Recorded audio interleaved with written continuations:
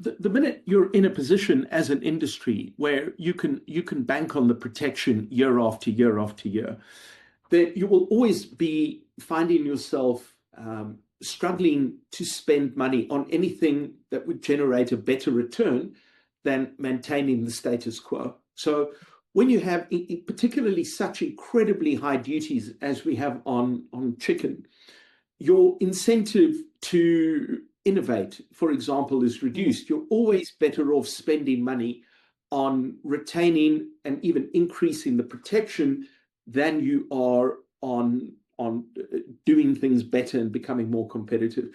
And I think the domestic chicken industry is in that boat. They're not the only sector that finds themselves in that position.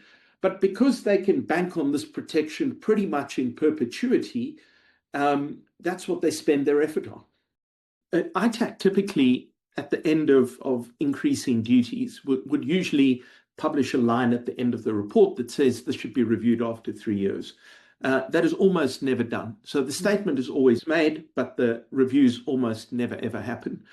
And so it's not really that unusual, but it's obviously not good, because what happens is these tariffs become incredibly sticky if they are not reviewed, and they will just stay where they are. So it is problematic, and it is a trend.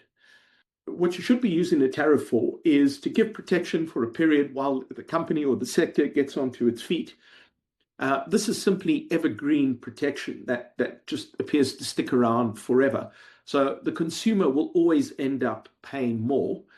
And it's not obvious to me that the companies who benefit from this actually have an ability to improve their outcomes through the duties, because many of the problems that they experience have nothing to do with imports. So you can think here of the Astral situation where they can't get water into their own factory. And so they're having to spend money to just kind of stay in the same place. So absolutely, it's just an inflated cost to consumers to very often try to compensate for a failing within government to offer proper services to the business community.